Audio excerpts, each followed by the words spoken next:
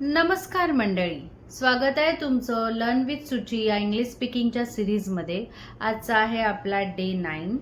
चला तर आज आपण इंग्लिश स्पीकिंगमध्ये सगळ्यात बेसिक लेवलचे इंग्लिश शिकणार आहोत। मी बोर्डवर लिहिलंय इंग्लिश रीड राईट आणि स्पीक। असं मी का बरं लिहिलंय माहितीये का तुम्हाला? तर इंग्लिश येण्यासाठी तुम्हाला जर इंग्लिश पूर्ण आलं पाहिजे असं वाटतंय तर तुम्हाला आधी रीडिंग आली पाहिजे। रीडिंग म्हणजे वाचन, राईट म्हणजे लिहिणे आणि स्पीक म्हणजे बोलणे। जेव्हा तुम्ही रीडिंग करणार, वाचन करणार इंग्रजीचं, तेव्हा तुम्हाला वेगवेगळे शब्द समजतील, ते तुम्हाला वाचायला येतील, मग तुम्हाला लिहायला जमेल आणि मग तुम्ही बोलायला पण हळूहळू शिकाल। तर इंग्लिश जर शिकायचं असेल ना मंडळी, तर तुम्हाला हा 3 रूल लक्षात राहायला पाहिजे। रीड, राईट अँड स्पीक म्हणजे वाचा, लिहा आणि बोला। तर चला मंडळी, आजच्या इंग्लिश स्पीकिंगमध्ये आपण बेसिक लेवलचं इंग्लिश शिकत आहोत। मला खूप सारे सबस्क्रायबर्सने कमेंट करून सांगितलं आहे, फॉलोअर्सने मेसेजेस करून सांगितलेलं आहे की मॅडम इंग्लिश स्पीकिंग तर तुम्ही उत्तमरित्या शिकवताय, पण आम्हाला बेसिक इंग्लिश शिकायचं आहे। म्हणजे वाक्यामध्ये आपण आय, यू, वेअर, वी, दे हे कधी आणि कसं वापरतो, त्याचा सुद्धा अर्थ आणि वाक्य एक्झाम्पल सहित सांगाल का?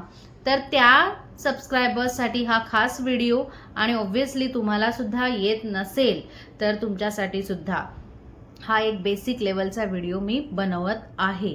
तर व्हिडिओ कसा वाटला ते मला नक्की सांगायचं कमेंट करून, आणि चॅनलला जर सबस्क्राईब अजून केलं नसेल तर प्लीज सबस्क्राईब करून घ्या, आणि व्हिडिओ आवडला तर नक्की लाईक करा। चला तर मंडळी, आपण सुरू करूया। तर मंडळी, इथे बोर्डवर मी काही शब्द लिहिलेत। I, me, my, mine. ठीक आहे? तर आता तुम्ही म्हणाल हे तर आम्हाला माहिती आहे। हो ठीक आहे, आपल्याला माहिती आहे, पण याचा वाक्यामध्ये वापर कसा करायचा ते आपण शिकणार आहोत बेसिक लेवल। ठीक आहे? आय म्हणजे काय? स्वतः, मी, बरोबर? स्वतः, मी म्हणजे आपण स्वतःसाठी काय म्हणतो? आय। म्हणजेच आय साठी मराठीत अर्थ आहे मी। याचं एक सिंपल एक्झाम्पल आपण लिहूया। I am a girl. एकदम simple example. I am a girl. Boy असेल तर I am a boy, I am a doctor, I am a teacher. तर आय सोबतचा रूल नेहमी लक्षात ठेवा, आय नंतर नेहमी एम वापरतात, हा रूलच आहे। आय सोबत नेहमी आपण एम वापरतो। आय सोबत कधी इज, आर असं वापरायचं नाही। ठीक आहे? आय सोबत नेहमी आपण प्रेझेंट टेन्स मध्ये एम वापरतो, पास्ट टेन्स मध्ये वॉज वापरतो। ते मी शिकवेन, जेव्हा आपला प्रेझेंट टेन्सचा टॉपिक येईल तेव्हा मी ते पण शिकवेन, पण लक्षात ठेवा आयच्या नंतर प्रेझेंट टेन्स मध्ये एम येतो। ओके? चला, आय झालं। आता मी, एम ई, मी।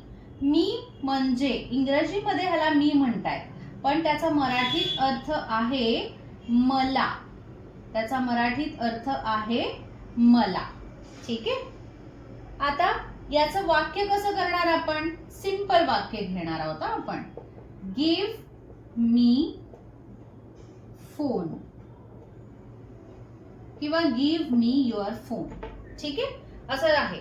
तर गिव्ह मी फोन म्हणजे मला फोन दे, मला phone they. Give me your phone असेल तर मला तुझा फोन दे, गिव्ह मी फोन। ठीक आहे ना? जर आपण इथे युअर लिहिलं तर। ठीक आहे? आता फक्त सिंपल मध्ये मी लिहिलंय गिव्ह मी फोन। इथे आलं मी, मला। गिव्ह मी फोन, मला फोन दे। कळलं मी कसं यूज करायचं? आता आहे एम वाय, माय। ठीक आहे? एम वाय, माय। मायचा अर्थ होतोय माझा। ठीक आहे? माझा स्वतःचा। माझी, मुलगी असेल तर म्हणणार माझी, आणि जर प्लुरल अनेक वचन असेल तर माझे। ठीक आहे? समजलं? मायचा अर्थ होतो माझा, माझी आणि माझे। म्हणजे आता ह्याला आपण एक्झाम्पल काय म्हणणार आपण? दिस इज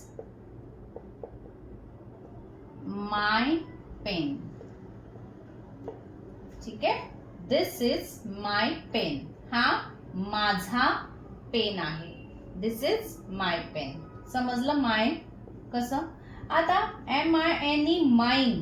माइनचा सुद्धा अर्थ तोच होतो. माइनचा पण सेम अर्थ तोच आहे. माझा, माझी, माझे. सेम अर्थ आहे माइनचा पण. माझा, माझी, माझे.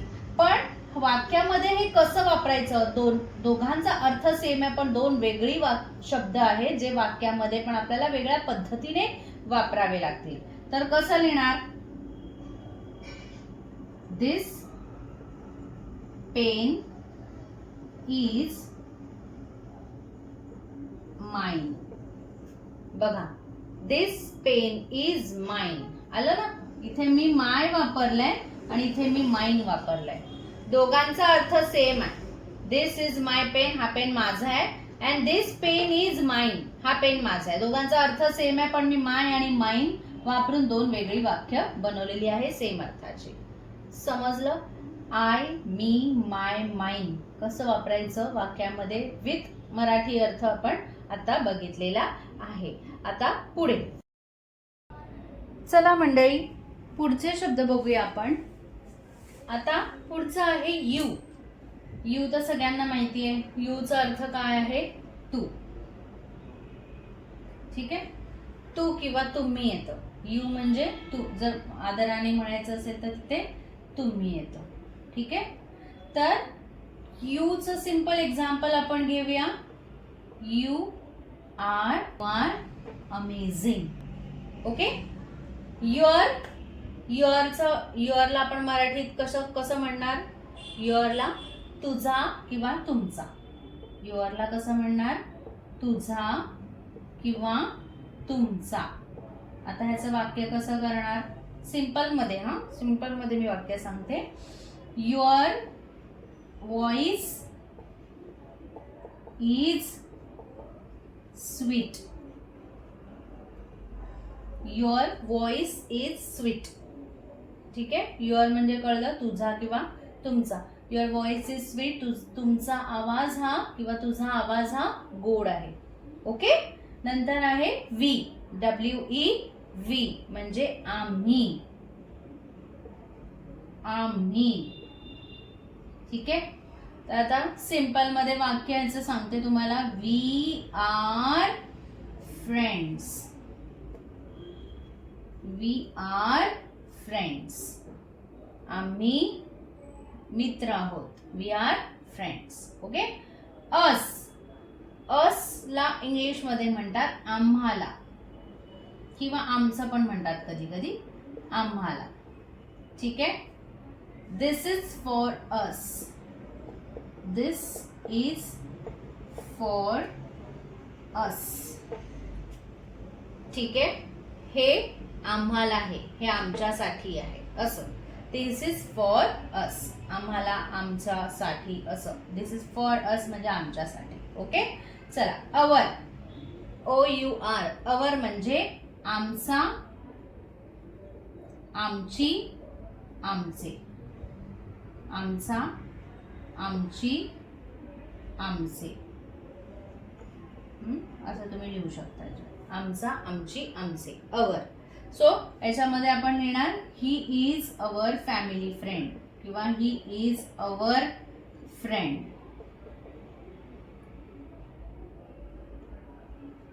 Okay. He is our friend.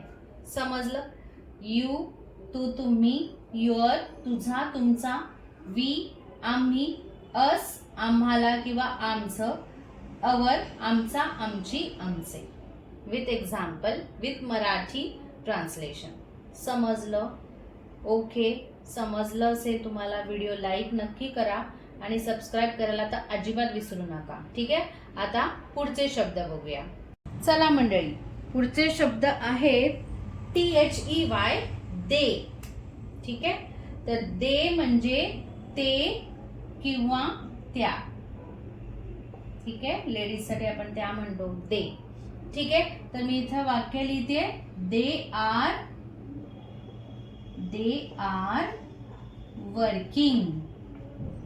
They are working. ते काम करत आहेत. कळलं दे कसं वापरतात, they are working. There, THEIR. अजून एक देअर आहे THERE. देअर, हे पण देअर आहे आणि हे पण देअर आहे, पण THERE देअर म्हणजे तिथे असा याचा अर्थ होतो, तिथे. आणि THEIR देअर याचा अर्थ होतो त्यांचा, त्यांची, त्यांचे. ठीक आहे, तर दोन्ही देअर लक्षात ठेवा, दोन वेगळे वेगळे देअर आहे, स्पेलिंग वेगळे वेगळे आहेत, पण उच्चार त्याचा सेम आहे. तर देअर आहे त्यांचा, त्यांची आणि त्यांचे. ठीक आहे, कळलं. तर ह्याचं वाक्य आपण घेऊया. Their house is so big.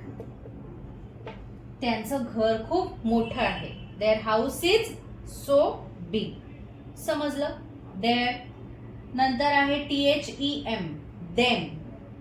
ठीक आहे, देम म्हणजे त्यांना, देम म्हणजे त्यांना. तर एक सिंपलचं वाक्य घेते. आस्क देम म्हणजे त्यांना विचार, आस्क देम त्यांना विचार. समजलं. दे ते त्या, देअर त्यांचा, त्यांची, त्यांचे, देम त्यांना. समजलं एवढं. आता पुढचं. मंडळी, तुम्हाला समजतंय ना आजचं हे सेशन बेसिक लेवलचं? समजत असेल तर मला नक्की कमेंट करायची आहे. हा, चला पुढे आहे ही, हिम, हिज. ठीक आहे, ही म्हणजे सगळ्यांना माहिती आहे, तो. मुलगा असेल, बॉय असेल तर त्याला काय म्हणतो आपण? मेल असेल तर काय म्हणतात त्यांना? तो. ठीक आहे, तर आपण सिंपल वाक्य घेऊया इथे. ही इज अ बॉय, तो मुलगा आहे. ठीक आहे, नंतर आहे हिम. हिम म्हणजे काय? त्याला, त्याला. हिम असेल तर त्याला. ठीक आहे, तर ह्याचं वाक्य आहे do you know him. Do you know him म्हणजे मी विचारतीये की त्याला तू ओळखतोस का? Do you know him. Okay. नंतर आहे HIS, हिज होतो त्याचा, त्याची किंवा त्याचे. ठीक आहे, हिज. ओके, तर ह्याच्यामध्ये तुम्ही वाक्य लिहू शकता. Take his permission.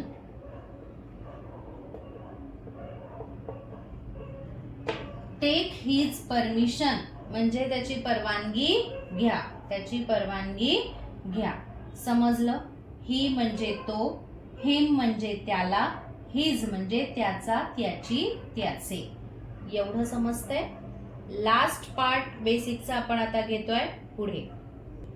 चला तर मंडळी, पुढचे प्रोनाउन्स आहेत शी, हर, इट, इट्स. ठीक आहे, हे जे आज मी तुम्हाला शिकवलेत ना ते इंग्लिशचे प्रोनाउन्स आहेत. बेसिक ग्रामर म्हणतात याला, की कसे हे प्रोनाउन्स वाक्यामध्ये आपण वापरू शकतो. ठीक आहे, तर पुढचं आहे शी. शी म्हणजे सगळ्यांना माहिती आहे, लेडीज साठी, मुलीसाठी आपण शी म्हणजे ती असं यूज करतो. ठीक आहे, तर याचं जे एक्झाम्पल आहे ते मला तुम्ही कमेंट करून सांगणार आहात. ठीक आहे, शीचं एखादं एक्झाम्पल ओरली मी सांगेन. She is a girl, she is what, म्हणजे काहीतरी एक एक्झाम्पल तुम्ही मला कमेंट करून सांगायचंय शीचं. आणि हर. हर कधी वापरतो आपण? तिला, तिचा आणि तिचे. तिला, तिचा आणि तिचे असेल. हर असेल तर तिला, तिचा आणि तिचे.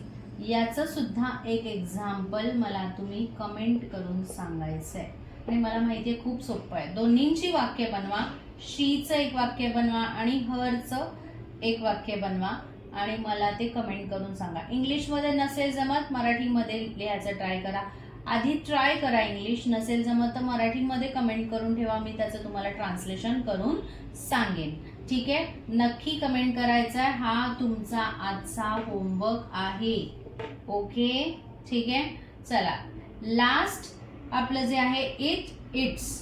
निर्जीव वस्तूसाठी आपण काय वापरतो? इट किंवा इट्स. म्हणजे त्याचा आपल्या लिव्हिंग थिंग्सशी काही संबंध नाही. ओके, तर इट, इट्स म्हणजे त्याला आपण म्हणतो त्याचा, त्याची आणि किंवा त्याचे, किंवा त्याचे. ओके, तर इट, इट्स म्हणजे सपोज मी तुम्हाला म्हटलं इट्स नॉट माइन, म्हणजे हे ते माझं नाहीये. It's not mine. किंवा इट इज सो हेवी. कुठलीही लगेज असेल, काही असेल तर आपण म्हणू इट इज सो हेवी, हे ते खूप जड आहे. ठीक आहे, तर इट, इट्स नेहमी लक्षात ठेवा निर्जीव वस्तूसाठी आपण वापरतो ते. आणि आजचा होमवर्क जो आहे तो शी आणि हरचे वाक्य बनवून तुम्हाला कमेंट करायचे आहेत. आणि आजचं जे प्रोनाउन्सचं बेसिक ग्रामरचं जे लेक्चर आहे ते तुम्हाला कसं वाटलं ते तुम्ही मला नक्की कमेंट करून सांगा. आणि व्हिडिओला एक लाईक नक्की करा. Thank you. See you in next video.